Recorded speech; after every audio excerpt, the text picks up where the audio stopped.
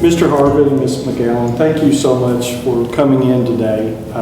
Had some questions to ask you. We've all been hearing for the past year and a half in committee meetings and the Public Pension Oversight Board about the TRS experience study. And a lot of our folks are asking, what is that? So appreciate you coming in. We want to get some real facts about what the TRS experience study is. So thank you so much for coming in today. Tim, thank you for having us today. And Ms. McGowan, thank you for coming today. The experience study is an ordinary thing that's done in pension plans typically every 5 years. And this is our 5th year of that. And the experience study just looks at the assumptions of the plan and looks back to 5 years, sees how close the actuaries' assumptions matched up with what actually happened. And then they tweak those assumptions based on that and then other things too. So the assumptions primarily deal with investment income and deal with how long you're going to live, how long our retirees are going to live, what the payroll is going to be, things like that. The actuary is still in the process of doing that. Our normal time of issuing the experience study is in June, but because of the additional interest in this particular experience study, we're upping, it's in September. But because of the time, of the interest that there is out there about the experience study, we've asked the actuary to move that timing up. So we'll have the experience study at the June board meeting. Tell us a little bit more about assumed rate of return. What is that exactly? Assumed rate of return is how much over the long term that the actuary and our investment consultants and the investment community thinks our asset class and our asset allocation will produce.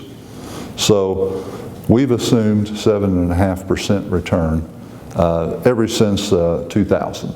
And you might remember back in 2000, pension plans were assuming 8 and 9% returns, and our board of trustees at that time lowered ours to 7.5. And it was a good thing. It was a time when the stock market dropped precipitously after the tech bubble burst. And it's proven to be a very good analogy. I will say that our 7.5% return, we've achieved that. Over the last 30 years, our return's been 8.45%. So we've more than achieved that over the last 30 years. You know, what we've heard is the assumed rate of return goes down. The liabilities at TRS are going to go up, and the cost of TRS is just going to explode. We've been hearing that. What's the real facts about that? Well, every year we report in our financial statements and in the actuary's report, we report a analysis of that. It shows what the unfunded liability would be at 6.5%, what it would be at 8.5%, 1% below, 1% above. So at 6.5%, our unfunded liability would be about $4 billion more than our current $14 billion unfunded liability. At 8.5%, the unfunded liability, which is what we've achieved over the last 30 years, at 8.5%, our unfunded liability would be about $11.5 billion. So quite a bit of swing there.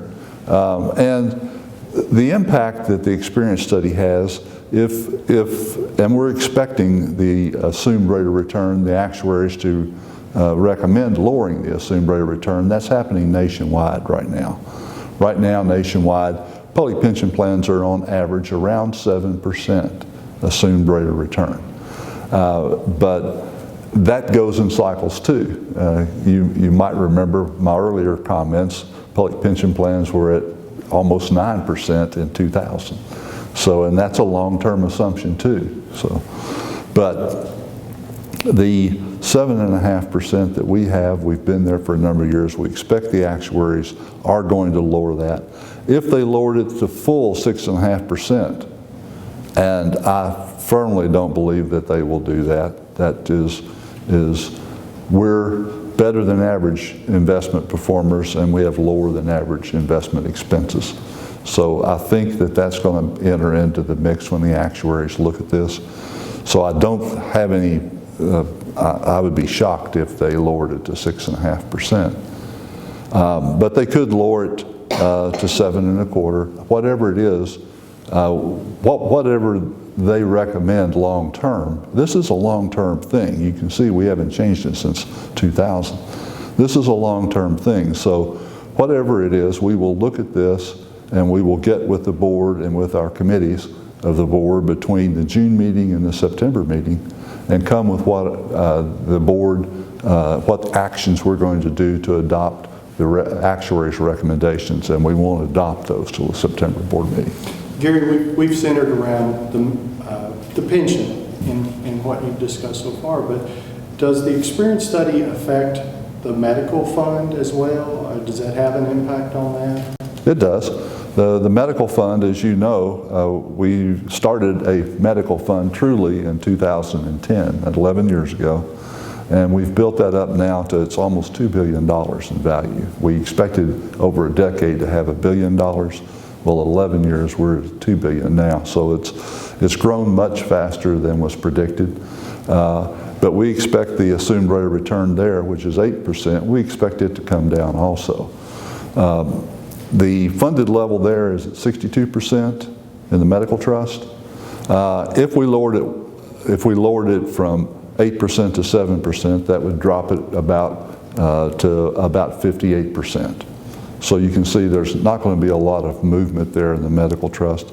We don't expect a lot of movement in the pension trust either with this, in the unfunded liability or in the percentage funding. But those things will come down if they lower the assumed rate of return. But the medical trust is in great shape. That was a great thing that retired teachers and active teachers did back in 2010. It took $270 million of expense off of the state of Kentucky, and the teachers have borne that by putting in their own salaries and their school districts matching it, and by retired teachers under age 55 paying the Medicare Part B premium. All of that has put that fund to where we're one of the few states in the nation that have got a pre-funded medical benefit. It's in great shape. The experience study won't change how much people contribute to medical insurance? No, it won't change that amount, and it won't change how much they contribute to the pension trust either. It will change the amount that the state has to contribute, so, or could change the amount. Ms. McGowan, as a board member, board of trustee member at TRS, you all are going to see what the actuary sends to you guys. What role does the board of trustees play in that? You know, the actuaries have access to all the data they need to make a reasonable prediction as to what's going to happen in the future years. They'll give us their recommendations, and it'll be our role to ratify their recommendations or not ratify their recommendations. I get the feeling that there's a fear of this experience report. You know, we're not afraid of an experience report. As a long-time math teacher, I've taught a lot of probability and statistics. And you know, probability brings together all the factors and makes a best guess at what's going to happen. That's not always what happens. You've got to adjust it as time goes by, and that's all this study is doing, is making an adjustment to be sure that the assumptions were correct, were not out of line, and we'll start again. We'll make those assumptions, we'll ratify, hopefully ratify the assumptions that they give us, and then move forward to another 5-year period, moving on, intending to maintain the strong returns that we've seen. You know, as an individual investor, well, as a couple, my husband and I did a little dabbling through the years, and you invest one way as a young married couple, and the type of investment changes over time. You have to look at more secure funds. You can't be as adventuresome with your investing as you could have been younger. But TRS is not strapped in that way. They're always investing as if they're that young fund constantly growing and seeking how to improve that return. And that's the role that the trustees will take. We will constantly move toward ensuring the money is there and the growth is continuing at the rate we've seen. So, Mr. Harbin, you've been at TRS since 1999 as executive, am I correct on that? That's correct. I've been executive secretary since 1999. So, in my role now, and being in Frankfurt a lot, I've heard a lot about this experience study, but this isn't the first time this has happened. No. You all do, this is Routine. You probably had several of these. Oh yes, we have experience studies, and also we have an actuarial audit that's completed of our actuary every 10 years. And all that actuarial audit does is have another actuarial firm come in and completely look at what our actuary is doing, what assumptions they're using, and how they've calculated the unfunded liabilities. Our last study came back, it was 99.9% the same. And that's just given the same data, the same information. And they said that the assumptions that we were using were accurate, in line, and completely ordinary among the pension plans. And there can be adjustments along the way as well after the experience study. Absolutely. We make adjustments we make adjustments annually to the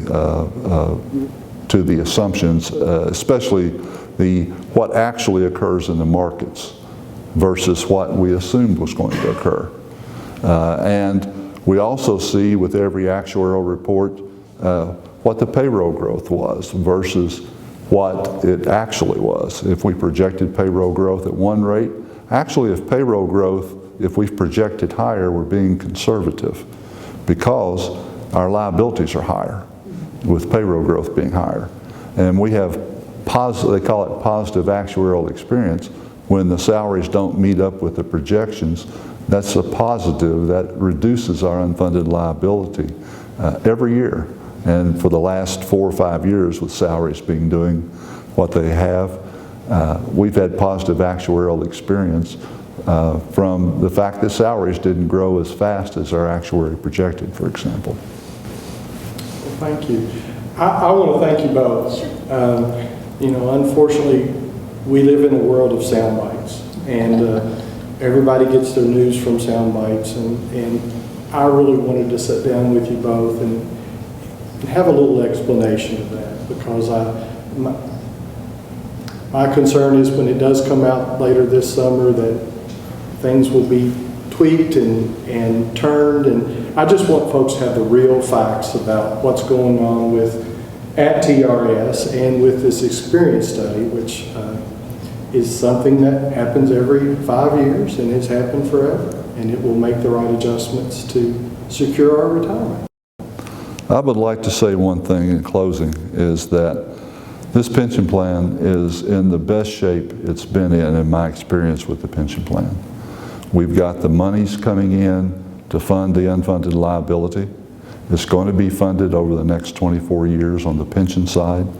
We've got a new tier that's coming in place January 1st that's going to remove any unfunded liability from taxpayers and the state going forward. And the medical trust. We're the envy of the nation in our medical trust and having the monies there set aside for our retirees' medical benefits. And we've got the funds coming in necessary to amortize that much shorter than we originally projected in 2010. So that's going to be fully funded here in the very near future, that medical trust. So.